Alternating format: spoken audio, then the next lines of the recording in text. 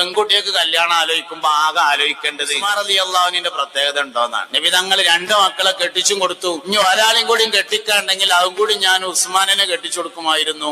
മുസ്തഫ സല്ലല്ലാഹു അലൈഹി വസല്ലമ യുദ്ധത്തിന് പോകാൻ വേണ്ടി വഅദ് പറയുകയാണ്. സ്വത്ത് പൈസ ഒന്നുമില്ല, അതുകൊണ്ടുള്ളവരൊക്കെ ഉള്ളതിനനുസരിച്ച് സഹായിക്കണം എന്ന് പറഞ്ഞപ്പോ ഉസ്മാൻ റളിയല്ലാഹു അൻഹു പറഞ്ഞു, 100 ഒട്ടകങ്ങളും അവകൾക്ക് ചുമക്കാൻ മാത്രമുള്ള ആയുധങ്ങളും ഞാൻ തരാം. രണ്ടാമതും വഅദ് പറഞ്ഞു.